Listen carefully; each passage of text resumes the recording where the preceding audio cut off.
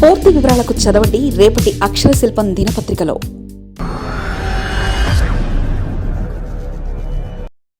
AP రాజకీయాల్లోకి దళపతి.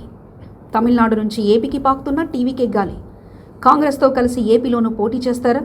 సామాజిక సమీకరణాలపై social మీడియాలో జోరుగా చర్చ. నెల్లూరు, చిత్తూరు జిల్లాలో ఫ్లెక్సీల కలకలం. తమిళనాడు అసెంబ్లీ ఎన్నికలో నటుడు విజయ్ నేతృత్వంలో తమిళగ వెట్రికలగం టీవీకే అతిపెద్ద పార్టీగా అవతరించడం పొరుగునే ఉన్న ఆంధ్రప్రదేశ్లోనూ అనూహ్య రాజకీయ చర్చకు దారితీస్తుంది. అసలు ఏపీ రాజకీయాలతో నేరుగా సంబంధం లేని విజయ్ పేరు ఇప్పుడు ఇక్కడ సామాజిక రాజకీయ వర్గాల్లో హాట్ టాపిక్గా మారింది. ఆయన సాధించిన విజయం కేవలం తమిళనాడుకే పరిమితం కాకుండా రాబోయే రోజుల్లో ఆంధ్రప్రదేశ్లోనూ కొత్త సమీకరణాలకు నాంది పలుకుతుందన్న కోణంలో విశ్లేషణలు మొదలయ్యాయి. ఆంధ్రప్రదేశ్లో విజయ్ చుట్టూ జరుగుతున్న చర్చల్లో ప్రధానమైంది ఆయన సామాజిక నేపథ్యం. విజయ్ తల్లి శోభమ్మ మూలాలు ఏపీలోనే ఉన్నాయన్న ప్రచారం ఒకవైపు జరుగుతుండగా ఆయన నేపథ్యంపై సోషల్ మీడియాలో పెద్ద ఎత్తున చర్చ సాగుతుంది. ముఖ్యంగా ఆయన క్రైస్తవ మతానికి చెందినవారు కావడంతో ఏపీలోని క్రైస్తవ సమాజం విజయ్ వైపు మొగ్గు చూపుతున్నట్లు కనిపిస్తుంది.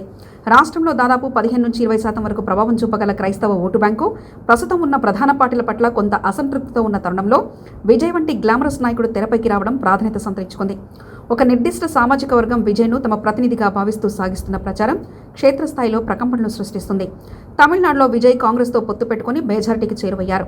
ఇదే ఫార్ములాను ఏపీలోనూ అమలు చేస్తారనే ఊహాగానాలు రాజకీయ వర్గాల్లో వ్యక్తమవుతున్నాయి. ప్రస్తుతం ఆంధ్రప్రదేశ్లో కాంగ్రెస్ తన ఉనికిని చాటుకోవడానికి తీవ్రంగా ప్రయత్నిస్తుంది.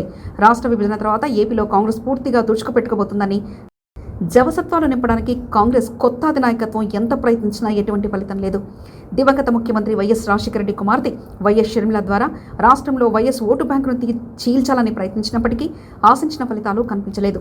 ఏపీలో షర్మిల ప్రభావం నామమాత్రంగా కూడా లేదు. ఇలాంటి సమయంలో సినీ క్రేజ్తో పాటు తమిళనాడులో ఊహించిన విజయం సాధించిన విజయ్ను వాడుకుంటే ఏపీలో కాంగ్రెస్ ప్లస్ విజయ్ కూటమి బలమైన మూడో ప్రత్యామ్నాయంగా మారుతుందని ఆ పార్టీ సీనియర్లు అంచనా వేస్తున్నారు. ముఖ్యంగా యువత.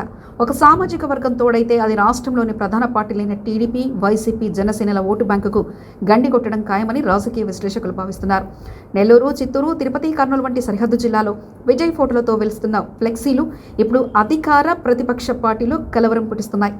ఇవి కేవలం అభిమానంతో చేసినవి కావని, వీటి వెనుక లోతైన రాజకీయ వ్యూహాలున్నాయని సమాచారం. సామాజికంగా బలంగా ఉన్న కొన్ని వర్గాలు తమ గొంతుకను వినిపించడానికి విజయ్ను ఒక మాధ్యమంగా వాడుకున్నట్లుగా తెలుస్తుంది. స్థానిక నేతలు కూడా విజయ్ ఇమేజ్ను వాడుకొని తమ నియోజకవర్గాల్లో పట్టు సాధించాలని ప్రయత్నిస్తున్నారు.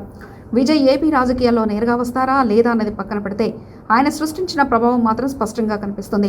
కులం, మతం, సినిమా గ్లామర్ కలగలిసిన ఏపీ రాజకీయాల్లో విజయ్ ఒక వైల్డ్ కార్డ్ ఎంట్రీ లాంటివాడని విశ్లేషకులు చెబుతున్నారు.